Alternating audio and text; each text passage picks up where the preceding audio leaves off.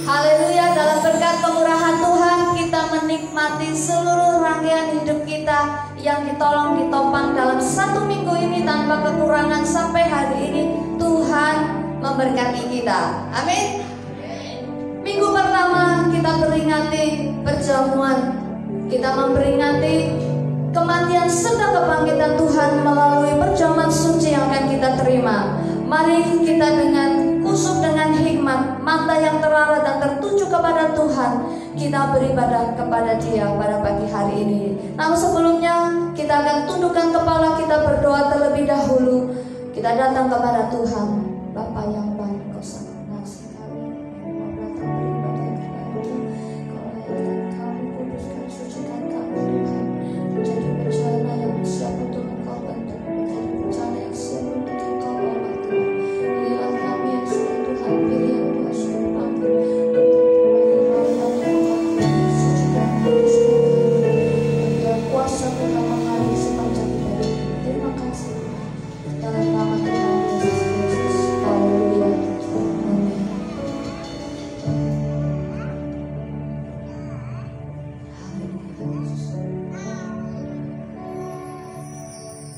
Kau telah memilihku sebelum dunia dibentuk. Betapa aku bersyukur padamu, ya Tuhan Allahku.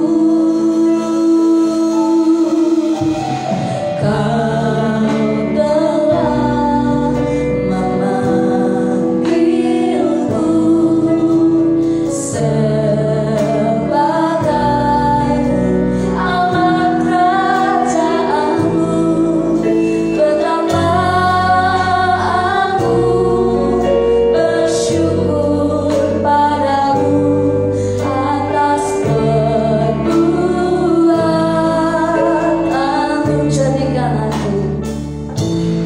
Jadikan aku bait suci-Mu yang kudus dan yang tiada bercela. Jadikan aku mezbah doa-Mu bagi keselamatan bangsaku.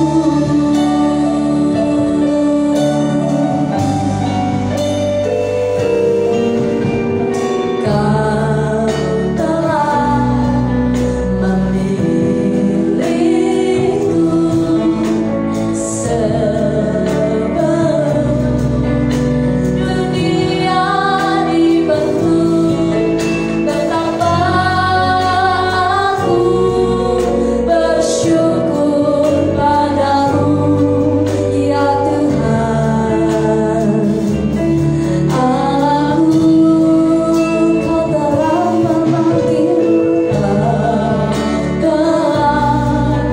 memanggilku, sebagai alat kerajaanmu. Betapa aku bersyukur padamu atas perbuatanmu. Jadikan aku bait suci-Mu yang kudus dan yang tiada bercela. Jadikan aku mezbah doa-Mu bagi keselamatan bangsaku.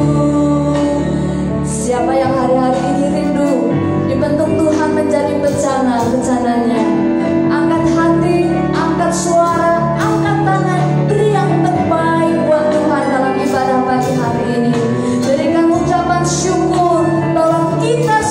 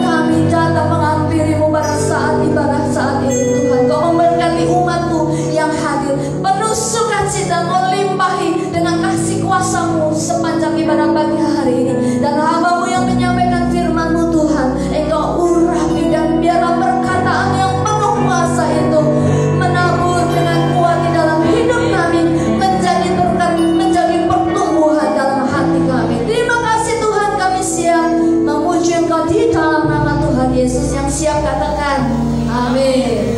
Sekali lagi, shalom. Apa kabar? Amin. Kita adalah orang-orang yang lebih dari pemenang. Kita sudah dimenangkan. Kita sudah dimenangkan. Kuasa maut sudah dikalahkan. Kuasa maut sudah dipatahkan di bawah kaki Tuhan Yesus. Sekarang kita adalah orang-orang yang lebih daripada pemenang. Mari itu bersukacitalah di hadapan Tuhan.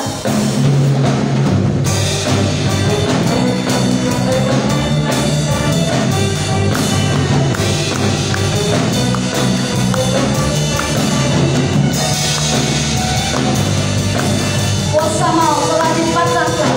Kuasa salibnya memerdekakan kita semua. Kita nyanyikan pujian ini sama-sama. Kuasa maut telah dikalahkan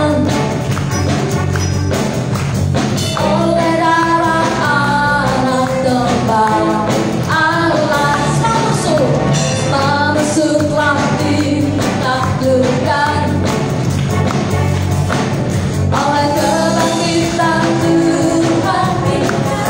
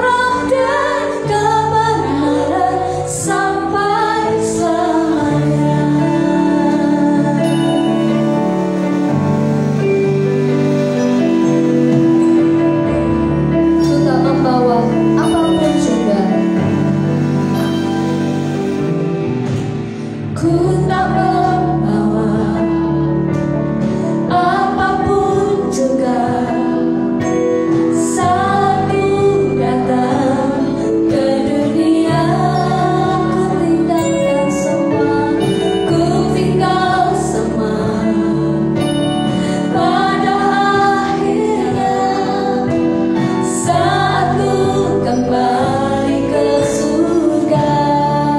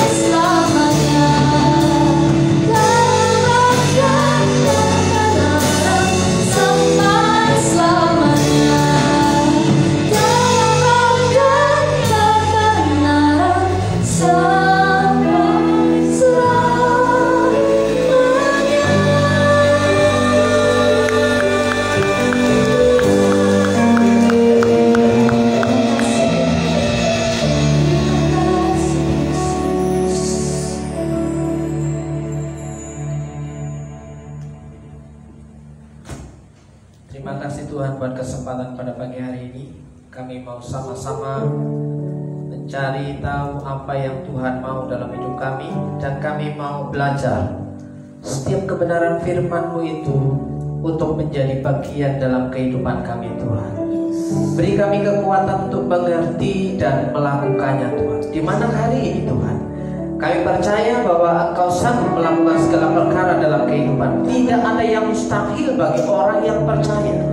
Tidak ada yang mustahil bagi Tuhan atas kehidupan umat-Mu di tempat ini.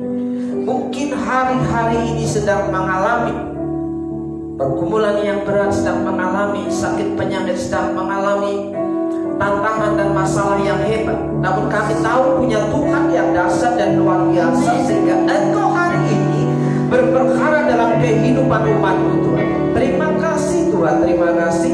Engkau Allah yang ajaib, yang berperkara dalam setiap kehidupan umat Tuhan di tempat ini. Dalam berkat nama Yesus yang siap menerima kebenaran firman Tuhan, kata amin. Amin.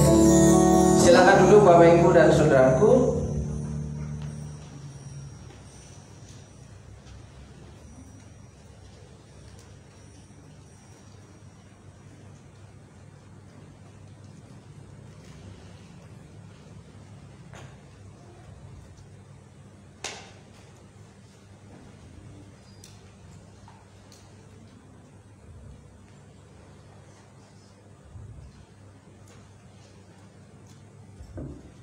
Selamat pagi. Shalom. Apa kabar? Puji Tuhan, Ibu Bapak, Saudaraku yang dikasih Tuhan, pada hari ini kita sudah masuk bulan Desember. Di bulan terakhir di tahun ini, Saudaraku yang dikasih Tuhan, tak terasa bahwa tahun-tahun yang kita lewati itu begitu cepat berlalunya. Sehingga firman Tuhan yang kita baca, yang kita punya ini layak dipercaya betapa singkatnya hidup kita. Baru saja ya beberapa waktu yang lalu, beberapa bulan yang lalu kita baru masuk bulan demi bulan, tapi 11 bulan itu lewat begitu saja sehingga terasa cepat. Tahu-tahu kita sudah menjadi orang tua. Tahu-tahu umur kita sudah bisa tergolong ya tidak muda lagi. Ya, tahu-tahu kita sudah melihat bahwa rambut kita sudah mulai tidak seperti dulu lagi, setebal waktu itu, ya, sehitam waktu itu, ya, segagah waktu itu, sesehat waktu itu. Dan saudaraku yang dikasih Tuhan, hari-hari terasa begitu cepat. Dan memasuki bulan yang baru di Desember, kita menyambut, ya, kalau kalender gereja bahwa di bulan Desember itu adalah kalender tentang Natal, ya. Natal sudah dimulai sejak awal Desember. Sudah ada yang sudah mulai Natal di tempat-tempat Kristen. Apa yang menjadi tujuan hidup kita ketika Natal itu tiba? Harusnya Natal itu datang setiap hari, ya, bukan datang setiap tahun. Kenapa? Mungkin catatan sejarah itu mencatat bahwa seseorang lahir itu ada tahunnya, ada bulannya, ada minggunya, ada harinya. Ya, itu catatan sejarah. Tapi bagaimana secara kehidupan kita ketika Natal telah tiba? Natal itu mengubah hidup kita sehingga hidup kita mengalami perubahan hidup yang lebih baik. Ya, Natal, Allah yang menjadi manusia, Allah yang datang dalam pribadi Yesus Kristus Tuhan itu, ya, hidup dalam kehidupan kita. Nah, di minggu yang pertama ini saya ingin mengajak saudara mengenali, ya, Tuhan Yesus itu dikenal sebagai apa saja, ya. Ada banyak orang Kristen mengenal Yesus itu Tuhan dan Juru Selamat. Tapi prakteknya sebagai Tuhan dan Juru Selamat itu seperti apa? Dan bagaimana Yesus punya karakter-karakter yang perlu kita tahu, bahwa hari ini kita akan melihat dari bagian Yesaya pasal yang ke-5, Yesaya pasal yang ke-9 ayat yang ke-5. Saya mengajak ibu bapak saudara untuk membaca bagian ini bersama-sama. 1, 2, 3. Sebab seorang anak telah lahir untuk kita, seorang putra telah diberikan untuk kita, lambang pemerintahan ada di atas bahunya, dan namanya disebutkan orang Penasihat Ajaib, Allah yang perkasa, Bapa yang kekal, Raja Damai. Puji nama Tuhan. Bapak Ibu, yang mendasari sepanjang bulan Desember ini adalah Yesaya pasal yang ke-9 ayat yang ke-5. Saudaraku, padahal tadi saya sudah mempersiapkan kacamata ketika membaca, itu sudah mulai kabur. Tapi ketika membaca ternyata lupa kacamata yang sudah dipersiapkan. Nah, itu buktinya bahwa kehidupan kita itu sudah mulai ada masalah. Apakah setiap kita itu memiliki masalah-masalah yang tidak kita sadari, saudaraku yang dikasih Tuhan? Secara pribadi bahwa ternyata ketika umur sudah menginjak, mulai berusia, mulai berumur, bertambah hari, bertambah tua, itu bukan bertambah hari, bertambah sehat. Tapi kalau mengingat seorang Kaleb yang pada waktu keluar dari tanah Mesir menuju dekat tanah Kanaan, dia mengintai tanah Kanaan itu pada umur 45. Tapi pada waktu umur 85, Kaleb masih memiliki tenaga yang sama, kekuatan yang sama seperti umur 40. Itu Kaleb, bukan saya. Itu Kaleb.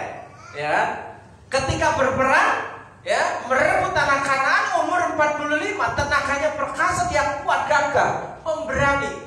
Pada umur yang ke-85, dia dicatat bahwa memiliki kekuatan yang sama seperti umur 45, sehingga dia berkata, berikanlah pegunungan itu kepadaku.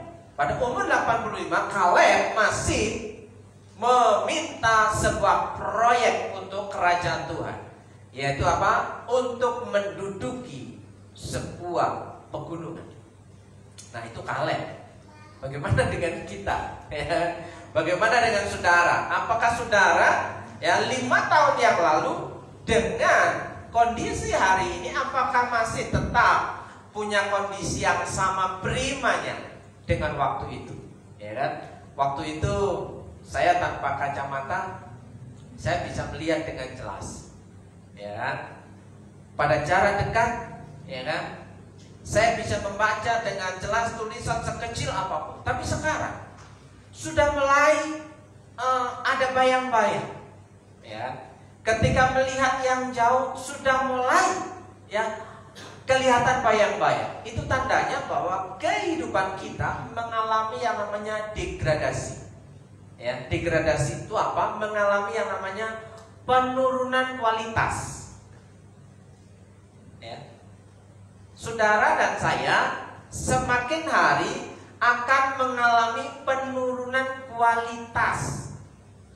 Kualitas apa? Baik secara fisik. Mungkin keinginan kita lebih besar daripada kekuatan kita, sehingga apa yang kita inginkan tidak bisa kita kerjakan. Nah, saudaraku yang dikasih Tuhan, ada banyak sekali pergumulan dalam kehidupan kita, ada banyak sekali penderitaan dalam kehidupan kita, ada banyak sekali kesusahan dalam kehidupan kita. Kalau yang anak-anak merasa susahnya seperti apa? Ketika sekolah, sekarang dibebani dengan tugas yang banyak.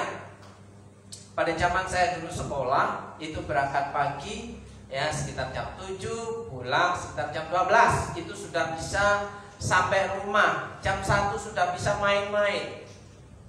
ya kan? Itu pada zaman saya dulu sekolah waktu masih SD, ya kan? Dan ketika tidak punya buku, ada di perpustakaan yang bisa dipinjam di perpustakaan. Tapi zaman sudah berubah, ya kan? Hari-hari ini anak-anak kita mengalami kesusahan, mengalami yang namanya pergumulan berat dalam sekolahnya, dalam kuliahnya. Kenapa? Ya, ada waktunya onsite tatap muka dan ada waktunya online, ya kan? Terus masih ya ada tugas yang harus diselesaikan baik secara online maupun onsite, ya kan? Terus setelah itu anak kita juga dibebani dengan, wah, anakku tidak bisa menyelesaikan mata kuliahnya, tidak bisa menyelesaikan mata pelajarannya, sehingga ada hair itu kalau anak SD sekarang apa? Remedi, ya kan? Sudah mulai ya ada remedinya, mengulang supaya perbaikan ini ada perbaikan nilai. Dan itu perlu belajar ekstra. Ada yang diajarin sendiri sama orang tuanya, ibu bapaknya, ada yang dilesin. Dan itu butuh waktu, butuh biaya. Semua punya pergumulan. Anak-anak kita punya pergumulan. Saudaraku yang dikasih Tuhan. Nah, saudara, itu yang bisa kita kerjakan, solusinya bisa kita terima, bisa kita dapatkan kapan dan di mana saja. Tapi ada kalanya kesusahan kita itu tidak menemukan jawaban. Ya. Contoh, apa yang menjadi pergumulan kita, kesusahan kita yang tidak kunjung ada jawaban. Contoh, ya. Ketika sakit, kenapa ketika saya sakit saya berdoa, sakit saya tidak sembuh? Pergi ke dokter sudah, ya kan?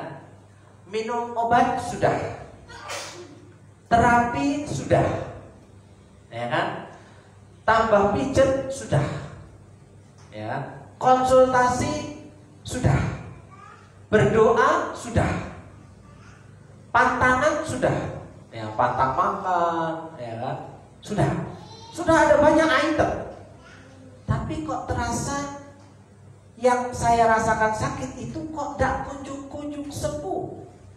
Nah, saudaraku yang dikasih Tuhan, ini sebuah misteri. Kenapa Tuhan sepertinya tidak menjawab doa-doa kita? Sepertinya Tuhan tidak memberikan solusi. Dalam buktinya, ya, masih sakit. Ya, kalau begitu, apakah sakit saya ini tidak bisa sembuh? Tetap gelap, ya, tetap misteri. Itu tentang sakit penyakit. Terus sampai kapan, ya, sakit yang saya derita ini bisa sembuh? Ya, ketika saya ngantar istri saya ke dokter, bahwa dokter memberikan vonis, ya, bahwa apa yang menjadi kesakitan di jari telunjuknya itu kemungkinan besar tidak bisa sembuh. Karena apa? Itu faktor U, ya, faktor umur, faktor usia. Jadi yang namanya osteoporosis, ya kan, pengeringan tulang, yang namanya olinya itu sudah mulai kering, yang namanya ada pengapuran yang mulai menyumbat bersedia, ya, mau diganti oli. Pada akhirnya oli buatan itu akan cepat habis dibandingkan dengan oli buatan aslinya. Sudah yang dikasih, ya, yang original itu sudah bisa bertahan bertahun-tahun, tapi buatan manusia itu ada batasnya. Ya, salah satu contoh, ya, ketika kita terasa nyeri di tubuh kita, disuntik, ya, suntik vitamin K, suntik pereda nyeri K, itu cuma bertahan 3 bulan. Baru per 3 bulan harus suntik lagi supaya nyerinya tidak terasa. Per 3 bulan lagi suntik lagi. Nah, kapan sembuhnya? Ketika dokter memberikan vonis, tidak bisa sembuh seperti semula. menangis dia. Tuhan, kenapa Tuhan berikan cobaan? Cobaan itu bukan cobaan, itu faktor penurunan kualitas, ya, mengalami degradasi, ya. Kualitas tubuh kita sudah mengalami kemerosotan. Akibat apa? Ya, akibat kehidupan kita sampai hari ini yang kita lakukan, yang kita konsumsi apa. Nah, itu satu, tentang sakit. Yang kedua, saudara yang dikasih Tuhan, berbicara tentang, ya, bagaimana kehidupan saya itu bisa mengalami kehidupan yang layak. Bagaimana kehidupan saya itu bisa mengalami kehidupan yang mapan, ya, supaya bisa memenuhi kebutuhan hidup sehari-hari untuk keluarga. Itu bisa cukup, dikatakan cukup itu relatif, tergantung kita punya pendapatan, ya kan? Tergantung kita punya pendapatan, penghasilan tiap bulan atau tiap hari, tiap minggu. Jadi merasa cukup itu relatif. Orang yang punya penghasilan kecil, dia akan merasa cukup dengan penghasilan kecil. Orang yang punya penghasilan besar, dia akan merasa cukup dengan penghasilan besar. Tidak bisa dibandingkan, ya, antara yang berpenghasilan besar dengan yang berpenghasilan kecil, ya. Mungkin orang yang berpenghasilan besar membeli baju harga 200, 300, 400 itu biasa karena penghasilannya besar. Tapi bagi yang berpenghasilan kecil, untuk membeli harga baju yang harganya 300 itu sangat berat. Kenapa? Karena itu akan menyita seluruh kebutuhannya dalam waktu 1 bulan gaji itu, saudaraku yang dikasih Tuhan. Nah, ada banyak di antara kita berkata kepada Tuhan, Tuhan tolonglah aku ini. Bagaimana ya cara mencukupi kebutuhan hidupku supaya kebutuhan hidupku itu, ya, merasa terpenuhi. Padahal saudara, mau gaji kecil maupun gaji besar, tiap bulan itu lewat. Betul? Mau gaji kecil maupun gaji besar, tiap bulan itu kita bisa melewati. Nah, kalau dalam Paskah itu namanya Passover, melewati kesulitan itu, ya, melewati maut, ya, Paskah, Passover. Jadi terlewatkan. Jadi orang yang memiliki masalah dengan pekerjaan dan keuangannya, ketika tahu bahwa tiap bulan dia bisa melewati, itu artinya apa? Artinya bahwa kesusahan itu ada batasnya, masih bisa terlewati, saudara yang dikasih itu. Tapi pertanyaannya kan keinginan kita belum terpenuhi, kan? Harapan kita belum terpenuhi, target kita belum terpenuhi. Oleh sebab itu kita bertanya ke Tuhan, apa yang harus kita lakukan? Nah, saudaraku yang dikasih Tuhan, untuk itu hari ini saya ingin mengajak saudara mengenali Yesus itu sebagai konselor. Katakan konselor. Ya, konselor. Kalau saudara membaca dalam terjemahan bahasa Inggrisnya, bahwa penasehat ajaib ini ditulis dalam kata konselor. Jadi penasehat ajaib itu dikenal sebagai konselor. Sementara konselor itu apa, saudara?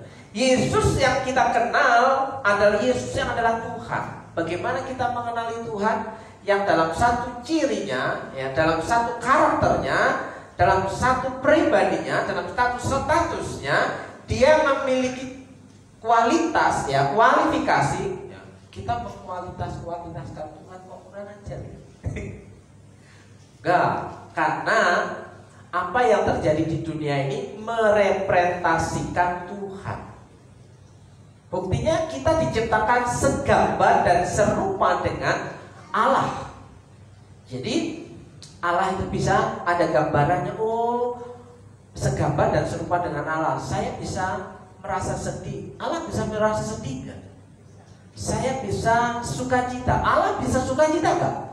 Nah, Kalau Allah itu ya direpresentasikan sebagai kita manusia, ya, gambar dan serupa Allah itu, ya Allah yang kita punya itu Allah yang hidup, bukan Allah yang mati yang tidak bisa, yang tahunya cuma murka.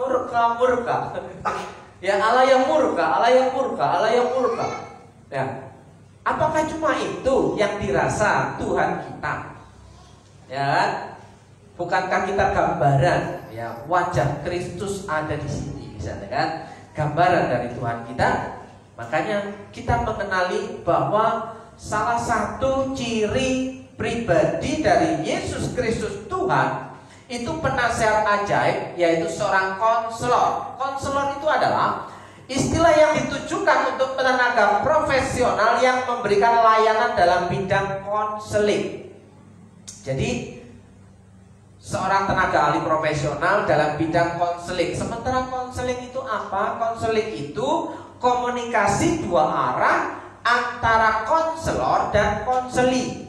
Konseli itu pasien atau klien, ya kan?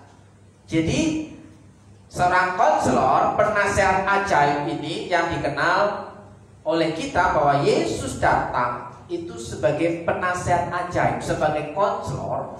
Jadi seorang konselor memiliki kualitas, kapasitas untuk dimintai konsultasi.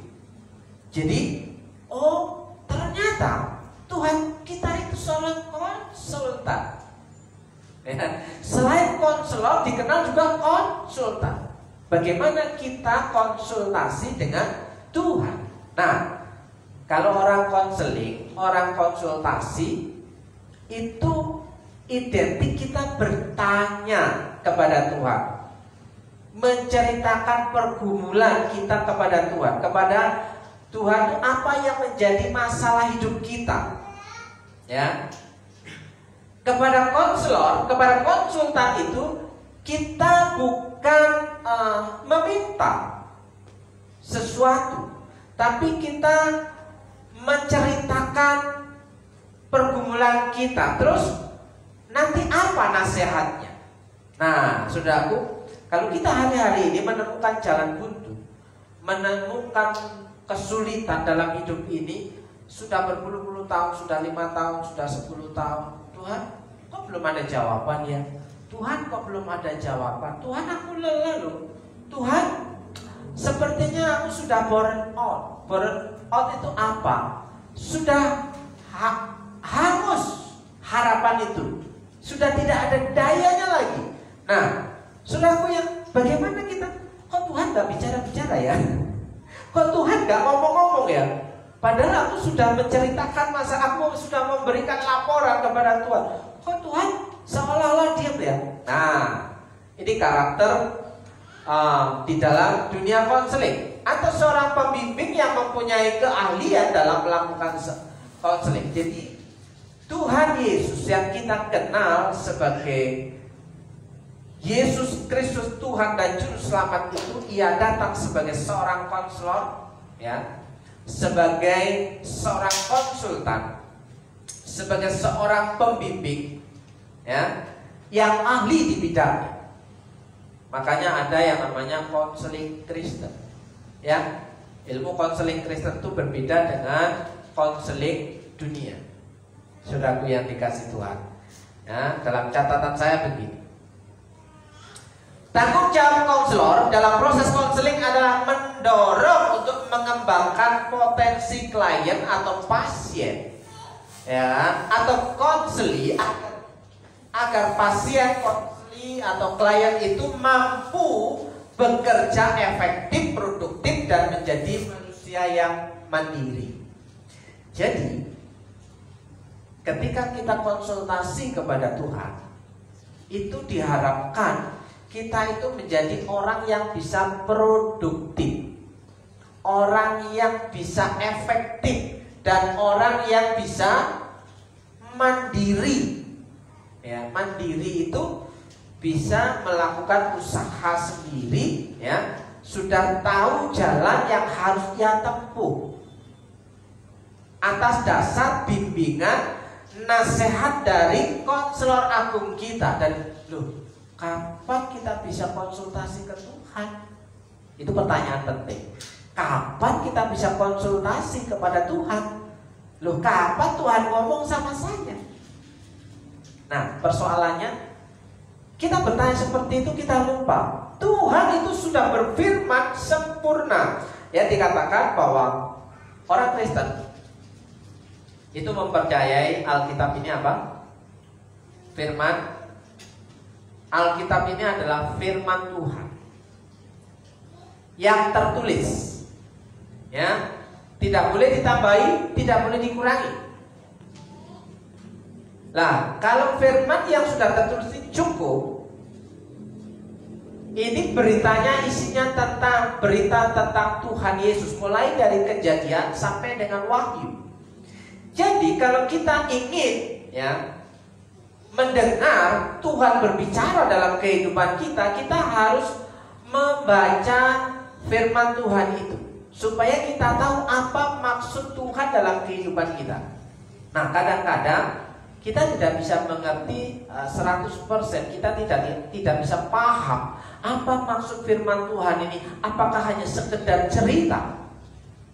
Ya. Nah, saudaraku, kalau ingin mau mendengar Tuhan berbicara atas hidup kita, bacalah Alkitab, saudara. Sekali lagi, kalau kita mau mendengar Tuhan berbicara atas hidup kita, bacalah firman Tuhan, bacalah Alkitab, saudara. Ya. Misalnya, ketika saya membaca kok nggak pernah ada perubahan ya. Yang saya dapatkan kok sama seperti dulu. Padahal saudaraku, yang firman Tuhan mengatakan ketika kita membaca firman Tuhan, yang kita renungkan itu selalu baru artinya, walaupun tulisannya sama. Yang kita dapatkan rema itu selalu baru. Buktinya apa? Ya, dari Alkitab yang sama dari tahun ke tahun tidak pernah berubah. Mungkin berubah terjemahannya karena bahasa Indonesia selalu berkembang.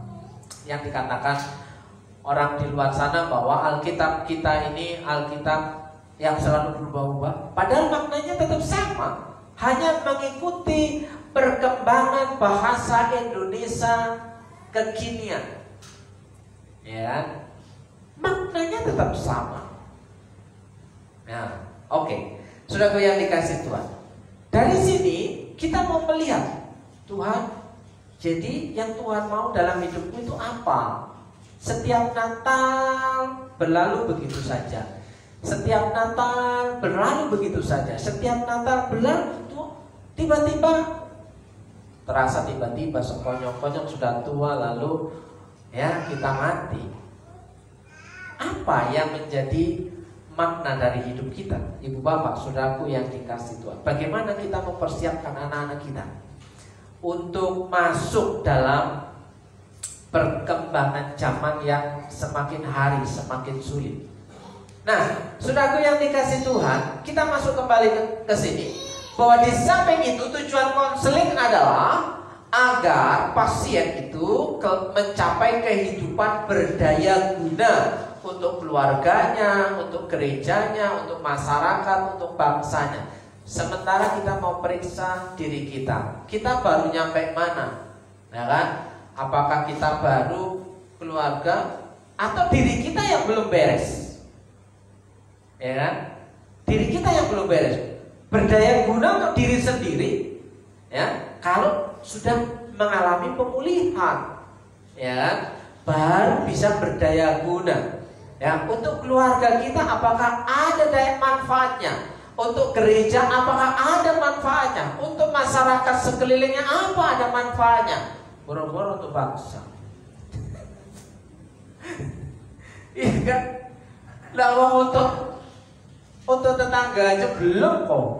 Iya kan? Untuk tetangga aja belum. Boro-boro untuk bangsa. Ya, apa sumbangsi kita untuk bangsa ini? Ya kan? Oh, aku sudah berdoa untuk bangsaku. Ya, tidak hanya cukup untuk berdoa. Nah, saudaraku yang dikasih Tuhan, konseling mengalami penerimaan diri. Jadi tujuan konseling ya kepada sang konselor itu supaya kita yang bermasalah ini ya mengalami penerimaan diri. Jadi begini, ada banyak orang memiliki pergumulan dan masalah tapi tidak bisa menerima fakta yang terjadi dalam hidupnya. Contoh, Pak, bro, aku sudah tidak tahan dengan pasanganku, aku sudah tidak tahan dengan suamiku, aku sudah tidak tahan dengan istriku. Kenapa? Dia gak bisa berubah. Padahal ketika waktu pacaran, ketika waktu konseling pernikahan, sudah dinasehati sama gembalanya, sudah dikonseling, dikasih tahu faktanya. Oh, pasanganmu seperti ini loh. Oh, pasanganku seperti ini loh. Enggak. Ya, alasannya jawabannya rohani. Dalam nama Tuhan Yesus saya pasti bisa melewatinya. Ya, ketika diberikan nasihat, anak-anak kita, anak-anak muda yang mau menikah dengan satu keyakinan dalam nama Yesus, kami akan bisa melewati masalah ini. Kami akan berusaha menerima pasangan kita, pasangan yang sudah aku pilih itu, ya, apa adanya, Fred. Loh, buktinya masih belum. Kenapa kamu bangunnya siang? Kenapa kamu naruh handuk di mana-mana? Kenapa kamu tidak rapi? Bisa naruh sendal, sendal satu di sini, sendal satu di sana. Ya kan? Kenapa setelah makan tidak segera dicuci? Ada banyak tuntutan ketika masuk dalam sebuah pernikahan, dalam sebuah rumah tangga, dalam sebuah keluarga. Ada banyak tuntutan yang tidak bisa diterima apa adanya, kecuali kalau sudah tua. Orang yang sudah tua pun masih bisa bertengkar gara-gara masalah kecil. Orang yang menikah sudah bertahun-tahun pun masih bertengkar karena masalah kecil. Ya, buktinya itu apa? Belum bisa menerima pasangan itu apa adanya. Nah, kita bertanya kepada Tuhan, ini loh pergumulanku, gimana caranya? Itu bertanya, berdoa. Aku sudah berdoa kepada Tuhan supaya pasanganku berubah. Tak mungkin bisa, karena perubahan itu dimulai dari diri kita. Ya, kita menuntut pasangan kita yang sudah berpuluh-puluh tahun. Kita menikah umur berapa? Saya menikah umur 35, istri saya umur 36. Ya. Umur 35 tahun, umur 36 tahun akan diubah dalam waktu 5 tahun. Kira-kira mungkin tidak? Ya, cara berpikirnya kita ubah, kita samakan dalam waktu 5 tahun. Kira-kira bisa tidak? Sulit. Saudaraku yang dikasih Tuhan, masih namanya manusia, masih ada perselisihan, pertengkaran. Untuk apa? Bisa menyesuaikan satu dengan adaptasi. Tidak bisa. Ya, kita punya harapan, apalagi ya kalau laki-laki punya harapan, ya, bahwa istriku itu harus begini, harus begini. Ternyata istri kita juga punya harapan, suamiku itu harus begini. Sama, masing-masing punya harapan. Dan itu akan menjadi, ya, sejarah dalam kehidupan rumah tangga. Ada pergumulan tiap-tiap hari, tidak akan pernah habis sampai pada waktu saatnya nanti kita sama-sama dipanggil Tuhan. Ya, makanya kita butuh konsultasi kepada sang konselor agung kita, yaitu Tuhan Yesus, supaya kita bisa menerima diri sendiri. Oh iya, ternyata saya itu orang yang begini. Saya itu orang yang pemarah. Saya itu orang yang perfeksionis, ya, tidak bisa melihat sesuatu yang salah. Saya itu, pokoknya saya itu. Ya, harus itu disadari. Ternyata ketika disandingkan dengan pasangan itu tidak pas. Makanya di sini perlu sadar diri, menerima diri sendiri supaya kita itu mengalami keterbukaan ketika konsultasi kepada konselor, konseling kepada konselor, supaya kita mendapatkan nasihat Tuhan. Nah, nasihat Tuhan itu ada di mana? Di Alkitab. Ya, di Alkitab. Masalahnya kita masih mempercayai Alkitab ini tidak. Sebagai orang Kristen, oh menurut saya nggak kayak gitu bro, itu kan menurut lo, kan itu bukan firman Tuhan. Kan firman Tuhan punya, coba saudara cari, ya, dengan dasar apa kita melangkah mengambil keputusan ketika kita ingin mendengar Tuhan bicara. Ya. Tuhan bicara melalui siapa? Tuhan bicara bagaimana dalam kehidupan untuk menjawab persoalan-persoalan kehidupan kita. Nah, itu perenungan bagi kita sebagai orang yang percaya. Ya, konselor itu memampukan untuk belajar, membawa, menikmati perubahan yang dari Allah dalam batin. Jadi, konselor itu tugasnya mendidik, membawa perubahan supaya orang yang berkonsultasi itu mengalami perubahan dari Tuhan. Kalau kita konseling, ya kita harus terbuka semuanya. Kalau kita mau konsultasi kepada Tuhan, kita harus terbuka semuanya. Kalau saudara misalnya datang ke dokter, kalau saudara kan dokter tahu, gak usah cerita pun dokter tahu saya datang karena sakit. Ya sudah, kira-kira dokter mau kasih obat gak? Tidak mungkin dokter akan kasih obat. Kenapa? Karena kita gak terbuka. Begitu juga dengan masalah kita. Kalau kita terbuka dengan Tuhan, ya, terbuka satu, dipulihkan satu, terbuka dua, dipulihkan dua. Ya, Mas Jul masih ingat nih pelajaran SPK yang keterbukaan adalah awal dari pemulihan. Ya, berapa tahun yang lalu? Ya. 12 tahun yang lalu kira-kira. Ya. Itu keterbukaan adalah awal dari pemulihan. Orang yang terbuka satu, hidupnya hanya dipulihkan satu. Orang yang terbuka dua, hidupnya hanya dipulihkan hanya dua item. Kalau kita mau hidup kita pulih dan bisa menerima diri, kita harus terbuka semuanya kepada Tuhan. Begitu juga ketika mau kita konsultasi kepada sang ahlinya itu. Oke, Bapak Ibu dan Saudara, kita mengenali Yesus sebagai konselor. Saya ingin mengajak saudara membaca dari Injil Markus pasal yang ke-9, ya. Injil Mazmur pasal ke-9 ayat 14 sampai dengan ayat yang ke-29. Saudaraku yang dikasih Tuhan, Markus pasal yang ke-9 ayat 14 sampai dengan ayat 29. Kita akan belajar mengenali Yesus sebagai konselor dalam kasus ini. Yesus mengusir roh dari seorang anak yang bisu. Saya mau bacakan untuk Bapak Ibu dan Saudara. Ya, ketika Yesus, Petrus, Yakobus dan Yohanes kembali pada murid-murid lain, mereka melihat orang banyak mengerumuni murid-murid itu, dan beberapa ahli Taurat sedang mempersoalkan sesuatu dengan mereka. Murid-murid Yesus dan ahli-ahli Taurat berkumpul.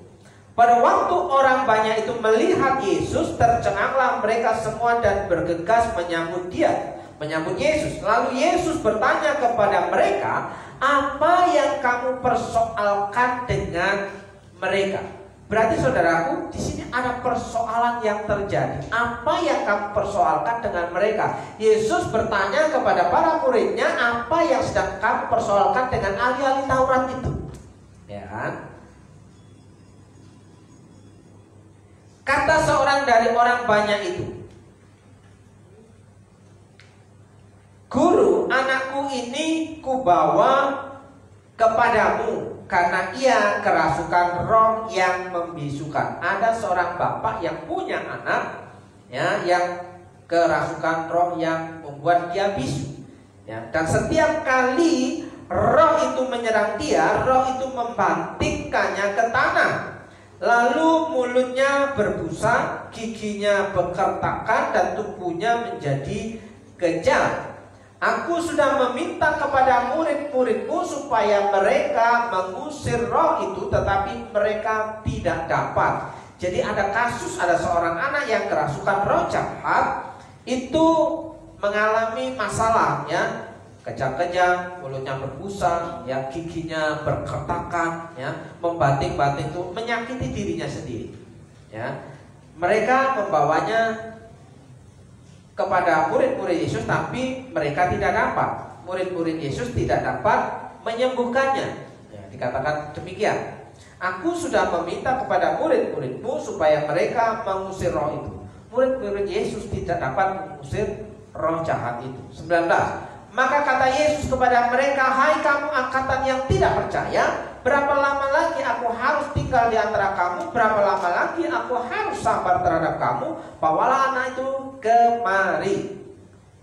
Nah, saudaraku yang dikasih Tuhan, sampai di situ, ya, Yesus langsung mengambil alih, memberikan satu perintah, memberikan satu instruksi, ya, bawalah anak itu kemari. Artinya apa? Orang yang bermasalah itu harus datang kepada Yesus secara langsung. Ya, ayat yang ke-20.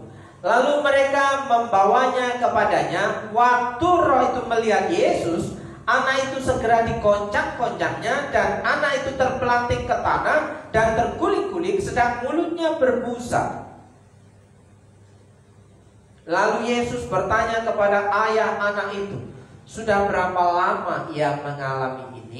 Jawabnya, sejak masa kecilnya. Rupanya ibu bapak saudara, anak ini mengalami penderitaan dari sejak masa kecilnya. Ya, berapa lama saya tidak tahu.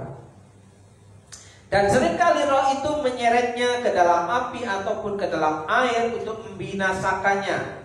Ya, dicemplungin api, masuk ke dalam air. Ya, kalau orang kena kecemplung di kolam, tenggelam, bisa mati. Ya, kalau orang masuk dalam perapian, dia mati, bisa kebakar dan mati. Ya, dengan tujuan roh itu membinasakan jiwa anak itu. Sebab itu jika engkau dapat berbuat sesuatu, tolonglah kami dan kasihanilah kami. Jawab Yesus, katamu jika engkau dapat, tidak ada yang mustahil bagi orang yang percaya. Segera ayah anak itu berteriak, aku percaya. Titik.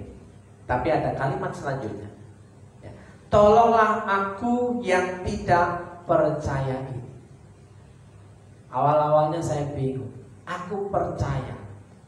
Mana yang bisa dipegang kata-kata orang ini? Aku percaya.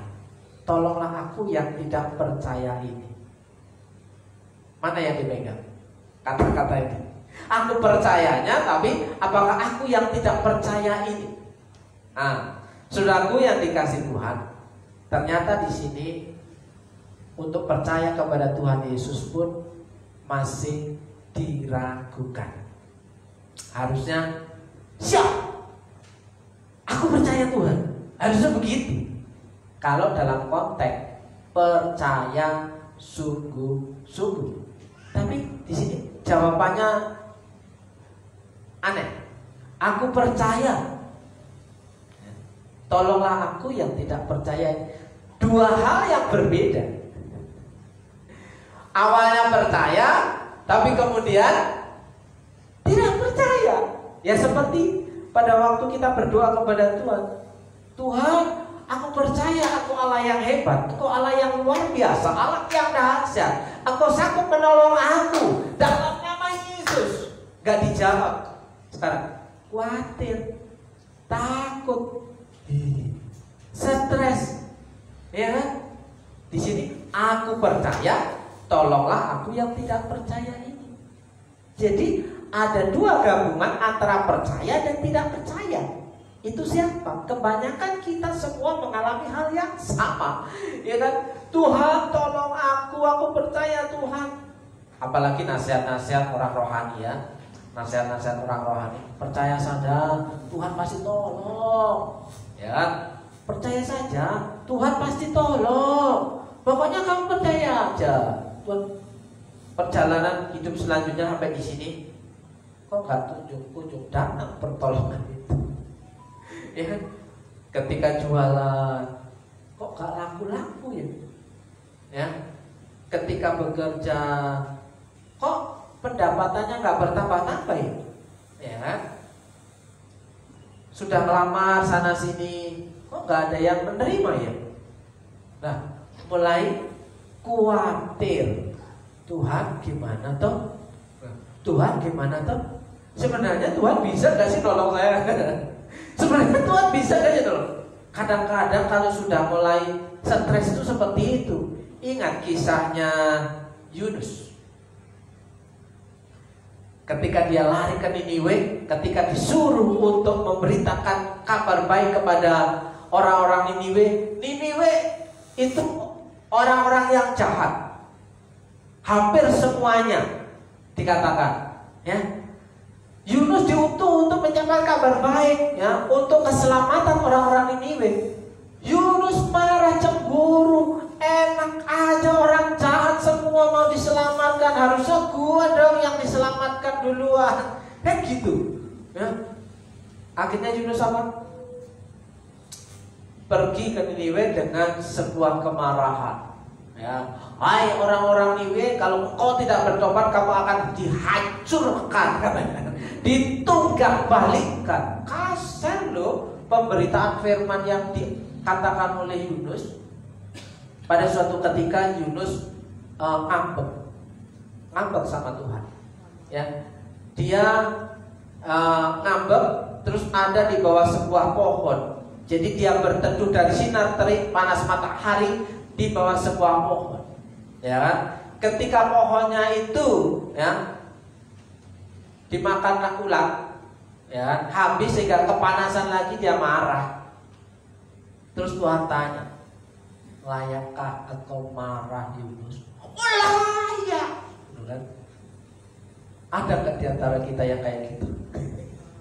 Lu ya, aku nggak salah apa-apa, sudah disuruh-suruh. Orang-orang Niniwe itu jahat, harusnya mereka dihukum bukan diselamatkan, harusnya aku yang selamat. Kok malah aku yang disuruh mengabarkan kabar baik kepada mereka? Yunus, layakkah kau marah? Layak Tuhan.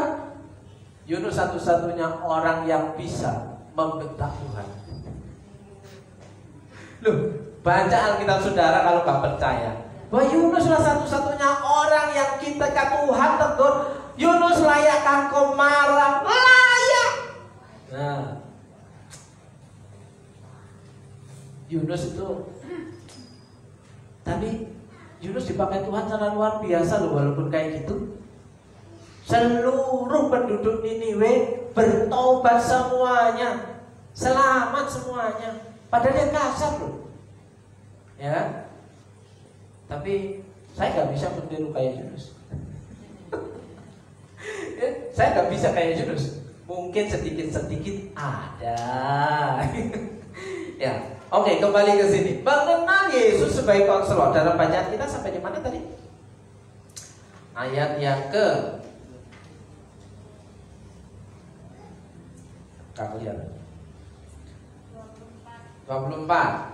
Segera ayah anak itu berteriak, aku percaya, tolonglah aku yang tidak percaya ini. Ketika Yesus melihat banyak makin datang berkerumun, ia menegur roh jahat itu dengan keras, katanya, hai kau roh yang menyebabkan orang menjadi bisu dan tuli, aku memerintahkan engkau keluarlah daripada anak ini dan jangan memasukinya lagi.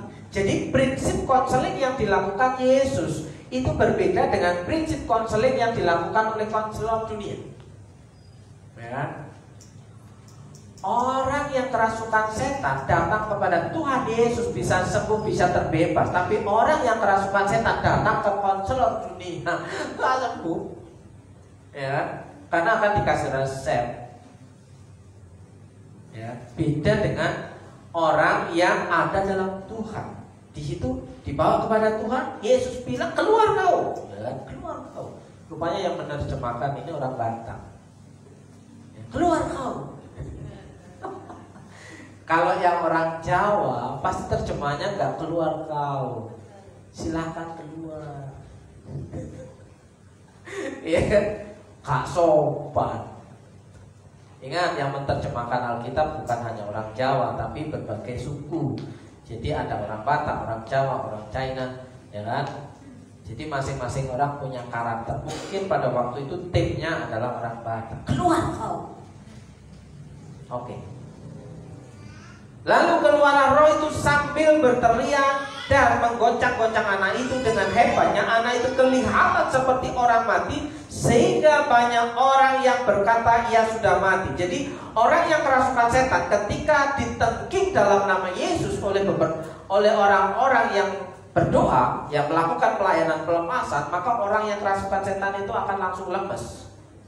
Yaitu tanda-tanda bahwa orang itu kerasukan setan, bukan orang tidak waras. Berbeda. Ya, kalau orang tidak waras tetap tegang. Ya, tapi kalau orang kerasukan setan, kalau ditengking, ya didoakan, dia akan langsung lemes. Ya, tidak berdaya. Karena apa? Kekuatan setannya sudah keluar. Tetapi Yesus memegang tangan anak itu dan membangunkannya, lalu ia bangkit sendiri. Jadi mandiri, mengupayakan supaya anak itu mandiri, bangkit sendiri. Ketika Yesus sudah di rumah dan murid-muridnya sendirian dengan dia, bertanyalah mereka, mengapa kami tidak dapat mengusir roh itu? Jawabnya kepada mereka, jenis ini tidak dapat diusir kecuali dengan berdoa. Dalam bahasa Inggrisnya, kecuali dengan berdoa dan berpuasa. Nah, ketika kemarin saya sampaikan di doa hari Rabu, nah betul kan? Yesus bukan Tuhan, dia masih berdoa tuh, katanya. Ya, coba buktikan salah satu apa yang diciptakan Yesus kalau dia Tuhan. Saudara, itu sudah biasa. Komentar-komentar negatif itu sudah biasa. Hater itu sudah biasa. Ya, ada banyak orang yang punya channel, ya, kolom komentarnya ditutup gara-gara ada komentar-komentar yang seperti itu. Ya kan? Kalau Yesus Tuhan, dia berdoa kepada siapa? Ini kan Yesus ngajarin murid-muridnya. Kan dia sedang bersama dengan murid-muridnya. Jadi Yesus berkata, jenis ini tidak dapat diusir kecuali dengan berdoa dan berpuasa. Apakah murid-murid Yesus pada waktu itu doanya tidak manjur? Sehingga tidak bisa mengusir roh itu, sehingga dibawa langsung kepada Tuhan Yesus. Apakah murid-murid Tuhan Yesus itu tidak berpuasa? Itu pertanyaan penting. Kok harus ke langsung Tuhan Yesus? Bukan masalah murid-muridnya saja, tapi masalah orang tuanya, bapaknya si anak yang kerasukan roh jahat itu. Hai engkau angkatan yang kurang percaya, hai engkau angkatan yang tidak percaya. Nah, itu termasuk kena semua. Nah, saudaraku yang dikasih Tuhan, Tuhan Yesus juga ngomongnya kasar di sini. Gak ada halus-halusnya. Hai kalian angkatan yang tidak percaya. Loh, kalian yang tidak percaya. Kasar itu kalau menurut kita. Tapi kalau menurut saya enggak. Saya juga kasar. Ya kan? Oke, saudaraku yang dikasih Tuhan. Jadi mengenal Yesus sebagai konselor agung, persoalan kasusnya adalah ada seorang bapak yang mempunyai anak mengalami kerasukan roh jahat. Ya, yang kemarin-kemarin lagi viral tentang unclean spirit, ya, bahwa di balik patung, di belakang patung Yesus sudah satu tuh, ya, ada unclean spirit, kata seorang artis, ya, yang artis gak pernah ibadah, tiba-tiba nongol di podcastnya membahas Alkitab dengan versi bahasa Inggrisnya,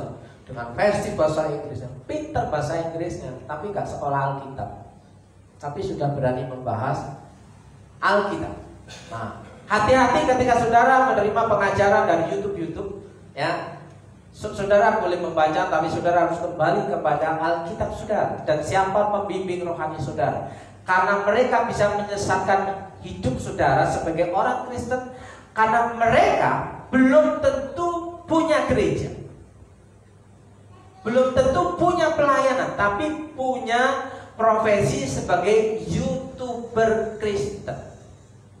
Jadi hati-hati. Mereka yang ada di YouTube itu kemungkinannya adalah yang bukan punya profesi sebagai pendeta, ya. Mereka akan berbicara mengkritisi dengan seenak udel mereka. Ya, persoalan kasus kita kembali ke sini. Mengalami anak yang mengalami kerasukan roh jahat sehingga anak itu bisu dan tuli serta membuat anak itu menderita yang akan menyebabkan kebinasaan. Nah, saudaraku yang dikasih, rupanya roh jahat itu bisa membuat orang bisu dan tuli. Ya, kalau dalam ciri-cirinya itu seperti orang kena kasus ayam, ya, berbusa-busa mulutnya, ya kan, terus menggertak-gertakkan giginya, ya, mengkeret gitu, terus membatik-batikkan, kejam-kejam. Itu sepertinya seperti orang kena ayam, padahal ini kerasukan roh jahat. Kalau kena ayam, ya, penanganannya beda. Ya. Orang yang sakit ayam ketika menikah, ayamnya bisa sembuh. Kamu percaya? Sudah banyak kasus terbukti bahwa orang yang dari masa kecil punya penderitaan, ya, punya sakit penyakit benih ayanan, ya, ketika menikah dia sembuh. Salah satu solusi. Murid-murid Yesus tidak dapat mengusir roh jahat itu akibat ada ketidakpercayaan bapak dari si anak itu, juga dari para murid-murid ngaku, oh ya, dalam nama Yesus gak keluar, dalam nama Yesus sudah keluar, dalam nama Yesus tetap kejam-kejam, malah ketakutan. Iya, saudara pernah pengalaman seperti itu ketika berdoa malah kita sendiri yang ketakutan. Ya, saya pernah bawa berdoa tempat ini. Pokoknya kita nginep di sini. Enggak, kita pulang saja. Nginep, saya bilang, enggak, kita pulang. Oke, kalau begitu sebelum pulang kita harus doa keliling. Baru saya buka satu pintu aja sudah minta pulang. Ya, ternyata banyak berdoa itu juga mengecut. Ya, berdoanya kencang ketika di tempat ramai, tempat tersembunyi dia nggak berani. Buka satu pintu, wah, gitu. Ayo kita pulang, nggak berani tidur di sini. Ya. Nah, itu salah satu ciri bahwa roh jahat itu juga bisa berhadapan dengan Tuhan Yesus. Apakah di dalam gereja tak ada roh jahat? Ada. Saya bilang nggak ada. Ya, murid-murid Yesus tidak dapat mengusir roh jahat itu karena ketidakpercayaan. Jadi berdoa, percaya bahwa Tuhan bisa menolong bagaimanapun dan apapun caranya. Jadi ketika berdoa, ya, kita harus percaya bagaimana cara Tuhan menolong. Apapun Tuhan menolong kita, itu tidak bisa kita, ya, rekayasa, saudaraku yang dikasih. Tapi Tuhan bisa melalui cara apapun, bagaimana caranya itu terserah Tuhan. Dia bisa melakukan hal yang terbaik untuk saudara dan saya. Amin. Apapun kesusahan saudara, apapun pergumulan saudara, datanglah kepada konselor yang ajaib itu. Ya, Tuhan ku ajaib, ya, Yesus ku ajaib. Ya, karena Tuhan kita ajaib. Oke.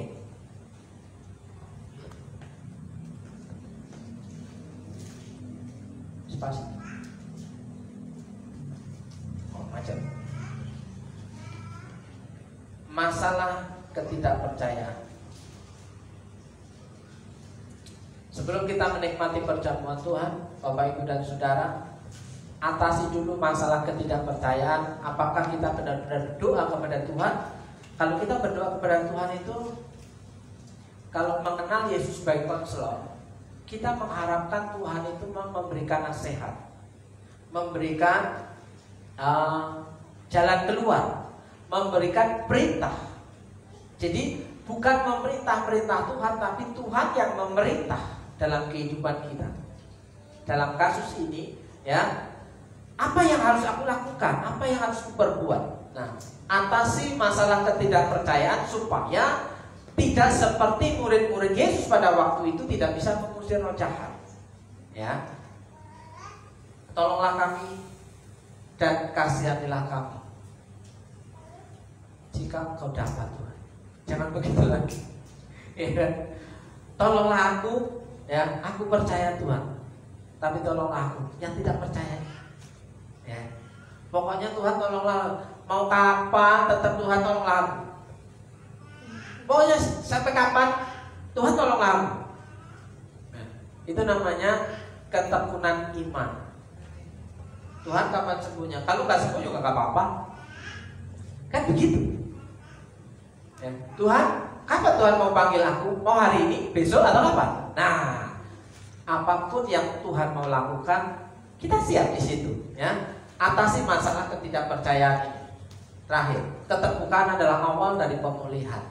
Ya, pada bagian pertama, apa yang harus kuperbuat untuk memperoleh hidup yang kekal? Guru yang baik, apa yang harus kuperbuat untuk memperoleh hidup yang kekal? Untuk mengatasi masalahku, pertanyaan ahli-ahli Taurat, ya, yang di atas. Terus yang kedua, yang di atas itu orang-orang yang benar bertanya kepada Yesus. Dan yang kedua itu kasus ahli-ahli Taurat yang mencoba Yesus. Guru, apa yang harus kuperbuat untuk memperoleh hidup yang kekal? Yang satu benar-benar bertanya, memperoleh jawaban. Yang satu hanya ngetes. Nah, apakah kita berdoa kepada Tuhan itu benar-benar berdoa kepada Tuhan, atau kita hanya ngetes Tuhan? Kalau Tuhan tidak bisa, ya udah, aku pergi ke tempat lain. Ya kata, ya Tuhan, pokoknya aku percaya sama Engkau Tuhan. Kok Tuhan kayak di situ? Enggak nih, Tuhan di sini. Oh, jadi Tuhan ada di mana? Ya suka-suka Tuhan, oh Tuhan itu ada di mana-mana. Ya, mau merem atau mau melek silakan, tidak ada masalah. Ya, mau kita merem Tuhan dengar, mau kita melek Tuhan dengar. Ya, kita mau Tuhan juga ada di sana. Tuhan juga ada di sana. Tuhan ada di sini.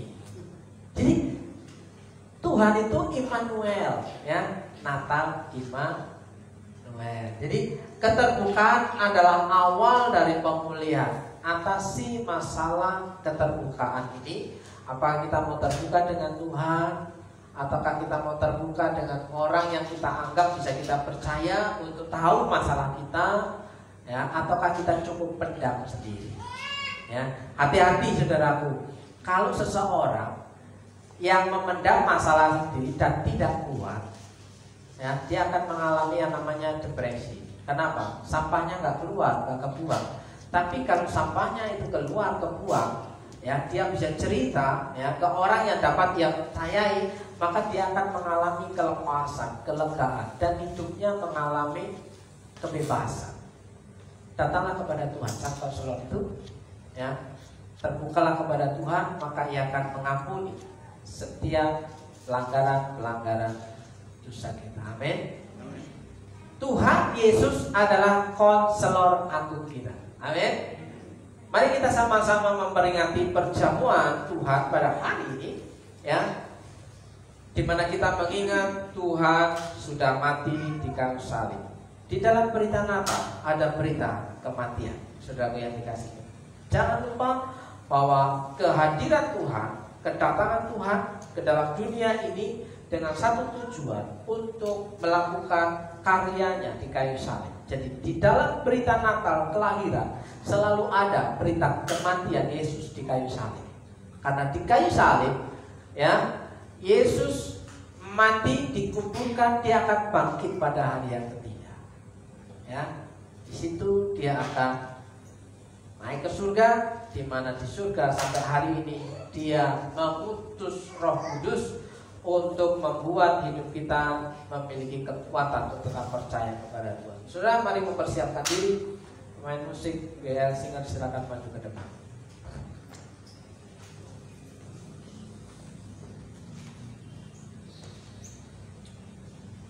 Kita mempersiapkan diri untuk menikmati perjamuan Tuhan.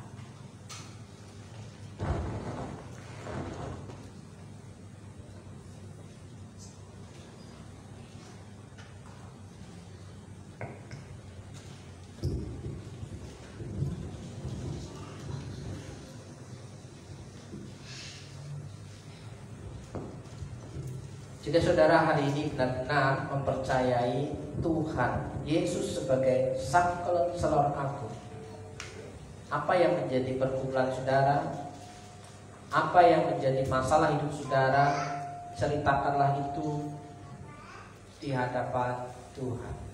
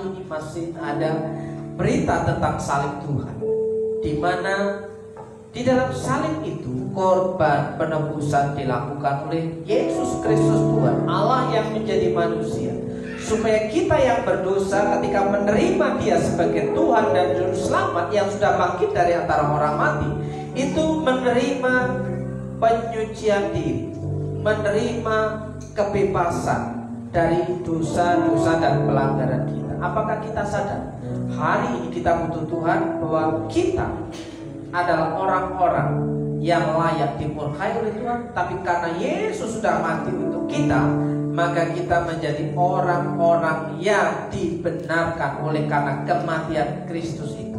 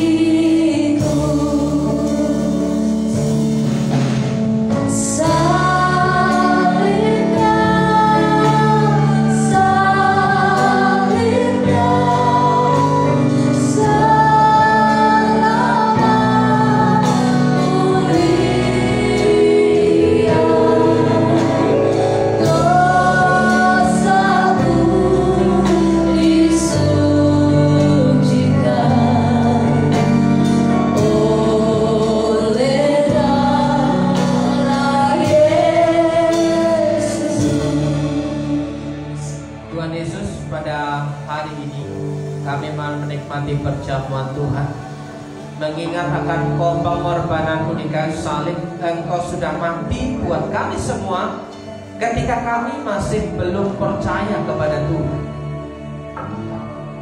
Kami mau menikmati perjamuan ini Tuhan.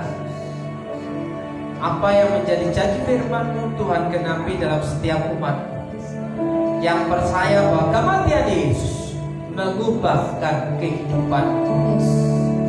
Kematian Yesus itu mengubur setiap dosa-dosa, dan kebangkitan Yesus itu membuat hidup orang yang percaya itu mengalami hidup yang berkemenangan, bangkit dari keterpurukan, sembuh dari sakit penyakit, bebas dari mara bahaya dalam nama Yesus.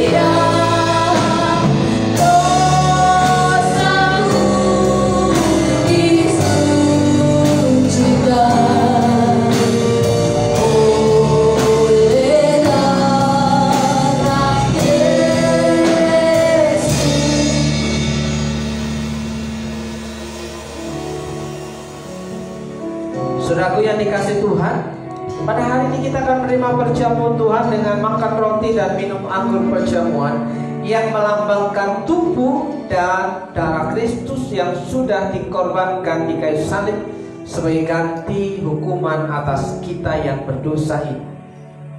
Saudaraku yang dikasih Tuhan, hari ini mengawali minggu yang pertama, saya mendapatkan kebenaran firman Tuhan dari Yeskiel 36 ayat 26b.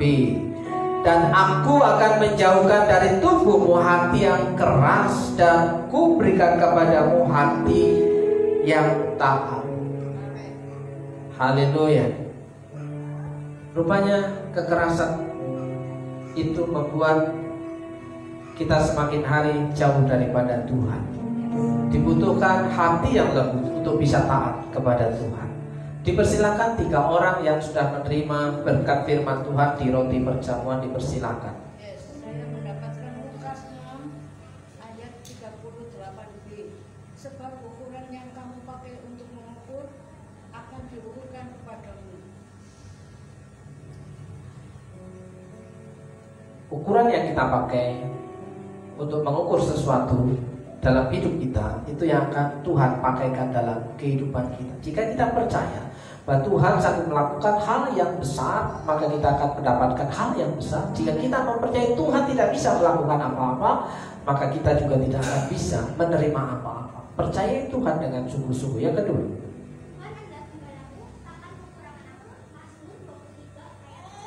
Tuhan adalah gembalaku, takkan kekurangan aku. Dalam terjemahan yang lain dikatakan, Tuhan adalah gembalaku, aku sudah tidak menginginkan apa-apa lagi. Karena Tuhan adalah gembalaku, Dialah yang mencukupi seluruh kehidupanku. Percayai Tuhan itu sebagai gembala yang baik. Yang ketiga, Tuhanlah yang memberikan hikmat dari mulutnya, datang pengetahuan dan kepandaian. Amsal 2 ayat 6. jika kita ingin menjadi orang yang bijak, jika kita ingin menjadi orang yang cerdas, jika kita ingin menjadi orang yang pintar dan pandai berkata-kata yang baik dan benar, mintalah kepada Tuhan, sang sumber hikmat itu. Maka Ia akan menaruh hikmatnya dalam mulut bibir saudara, dalam berkat nama Yesus. Saudaraku yang dikasih Tuhan, kita mengangkat tinggi-tinggi roti yang sudah kita terima di atas kepala kita. Dan saudara, saya akan membacakan kebenaran firman ini, bahwa Yesus adalah konselor yang agung itu, pernah berkata kepada para murid-muridnya sebelum Dia naik ke surga. Dalam catatan Matius pasal 28 ayat yang ke-18, Yesus mendekati mereka dan berkata, "Kepadaku telah diberikan segala kuasa di surga dan di bumi." Ya, Yesus mendekati mereka dan berkata, "Kepadaku telah diberikan segala kuasa di surga dan di bumi." Kalau hari ini kita mempercayai Yesus adalah konselor yang ajaib, ya, konsultan yang luar biasa, Dia punya kuasa untuk menolong hidup saudara dan saya. Karena diberikan kuasa di bumi, di surga dan di bumi, yang berkuasa adalah Tuhan kita. Nah, saudaraku yang dikasih Tuhan, firman Tuhan berkata demikian untuk perjamuan kita hari ini. Sebab apa yang telah kuteruskan kepadamu telah aku terima dari Tuhan, yaitu bahwa Tuhan Yesus pada malam waktu Ia diserahkan, Ia mengambil roti, dan sesudah itu Ia mengucap syukur atasnya, Ia memecah-mecahkannya dan berkata, "Inilah tubuhku yang diserahkan bagi kamu. Perbuatlah ini menjadi peringatan akan aku." Percayakah saudara akan hal ini? Terimalah dan makanlah dengan iman sebagai tanda persekutuan dalam tubuh Kristus yang sudah mati di kayu salib. Dalam nama Tuhan Yesus makan. Haleluya.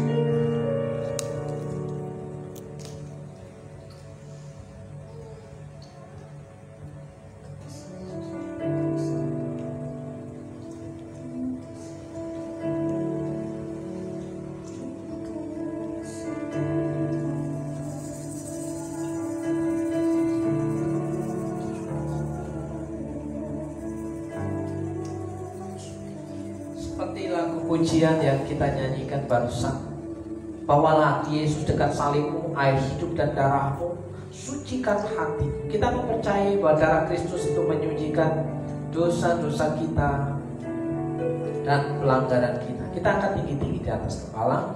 Dan firman Tuhan berkata demikian. Demikian juga ia mengambil cawan sesudah makan lalu berkata, cawan ini adalah perjanjian baru yang dimeteraikan oleh darahku. Perbuatlah ini setiap kali kamu meminumnya menjadi peringatan akan aku. Sebab setiap kali kamu makan roti ini dan minum cawan ini, kamu memberitakan kematian Tuhan sampai ia datang. Percayakah saudara akan hal ini?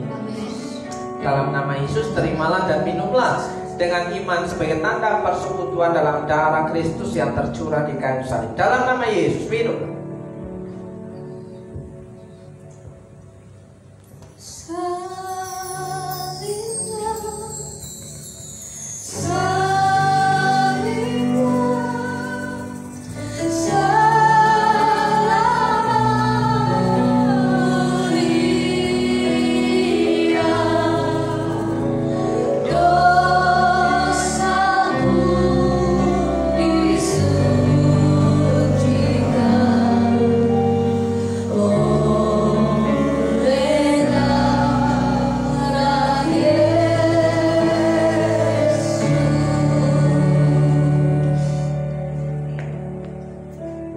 Terima kasih Tuhan buat kesempatan hari ini. Kami percaya dengan sungguh apapun yang terjadi atas hidup kami, entah itu jawaban itu cepat atau lambat, kami terlalu percaya dan tetap percaya bahwa Kau sanggup melakukan perkara yang ajaib dalam kehidupan kami. Kau sanggup menolong hidup kami. Kau sanggup menyembuhkan sakit penyakit kami. Kau sanggup mengeluarkan kami dari segala kesulitan.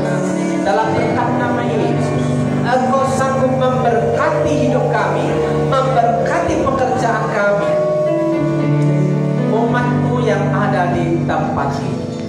Dalam berkat nama Yesus. Beberapa waktu silakan saudara berdoa secara pribadi kepada Tuhan. Apakah kau tetap percaya bahwa Tuhan sanggup menolong hidup saudara, menjawab setiap pergumulan hidup saudara? Yesus yang kita kenal hari ini adalah Yesus yang datang sebagai konselor agung dalam hidup kita. Terima kasih Tuhan, dalam nama Yesus. Saudara yang percaya bahwa Tuhan Yesus dapat dipercaya, katakan amin. Amin. Haleluya.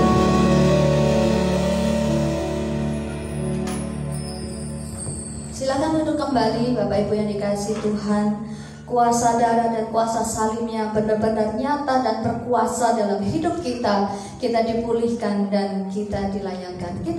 Saatnya kita akan memberikan persembahan untuk pekerjaan Tuhan serta untuk kegiatan Natal di tanggal 25. Mari kita mempersiapkan diri, kita datang kepada Tuhan. Bapa yang baik, terima kasih berkat syukur-Mu Tuhan, kami dipelihara dengan luar biasanya. Terima kasih bagi kehidupan kami dan keluarga kami. Tuhan menolong tiap-tiap waktu, tiap-tiap saat. Saatnya kami akan memberi yang terbaik buat pekerjaan-Mu. Kiranya Engkau memberkati setiap tangan-tangan yang menabur dengan tulus, dengan penuh sukacita. Terima kasih Tuhan, dalam nama Tuhan Yesus Kristus. Amin. Tiada yang seperti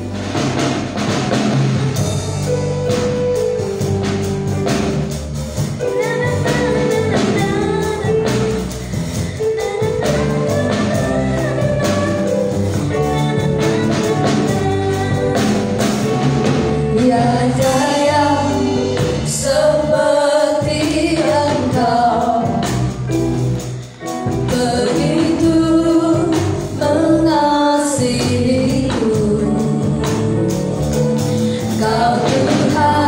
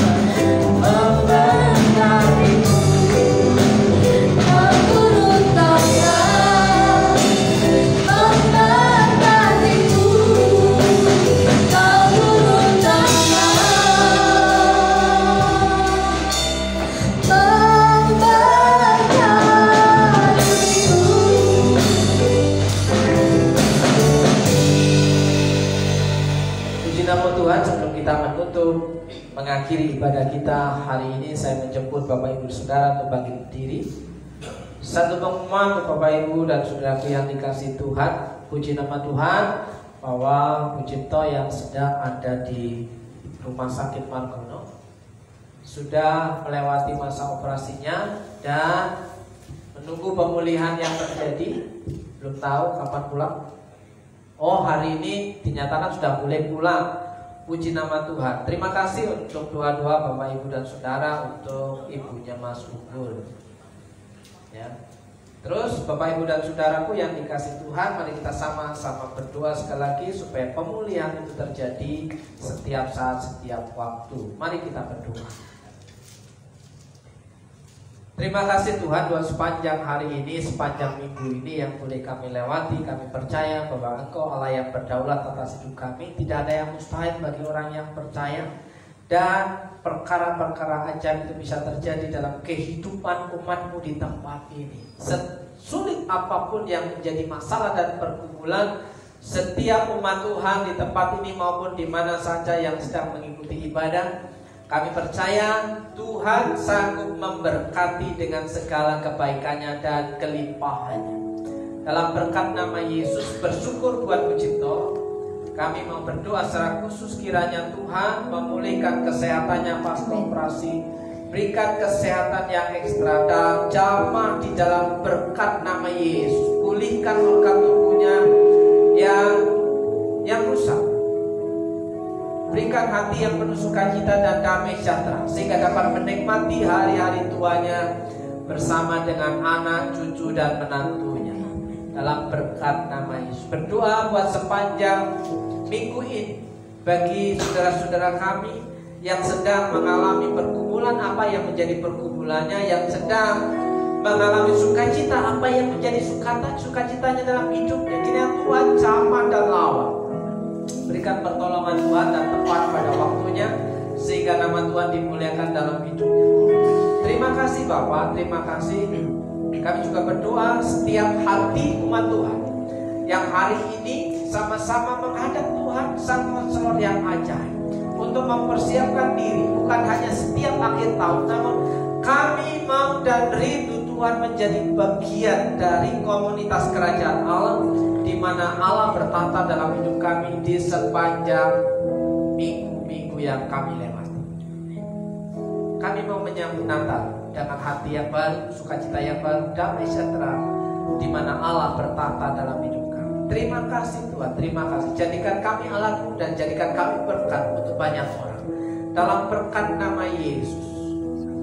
Saudaraku yang dikasih Tuhan, mari kita pulang dengan menerima berkat yang daripada Tuhan. Terimalah doa berkat bagi saudara. Jika engkau baik-baik mendengarkan suara Tuhan Allahmu dan melakukan dengan setia segala perintahnya yang kusampaikan kepadamu pada hari ini, maka Tuhan Allahmu yang akan mengangkat engkau di atas segala bangsa di bumi. Segala berkat ini akan datang kepadamu dan menjadi bagian jika engkau mendengarkan suara Tuhan Allah. Dalam berkat nama Yesus, Tuhan memberkati engkau dan melindungi engkau.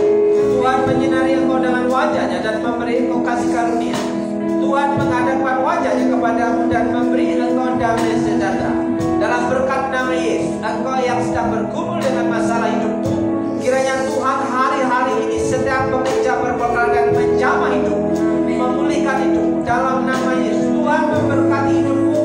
Tuhan memberkati rumah tangga, pasangan, anak-anak. Dalam nama Yesus, berkat-berkat yang baru diperintahkan mendatangi. Tuhan memberkati pekerjaan usahamu, warung untukmu dan jerih lelahmu yang selama ini kau perjuangkan bersama dengan Tuhan. Dalam nama Yesus, Tuhan sanggup memberikan engkau keberuntungan demi keberuntungan. Dalam nama Yesus, saudara yang percaya bahwa Allah yang kita sembah dalam nama Yesus adalah Allah yang luar biasa. Dasarnya katakan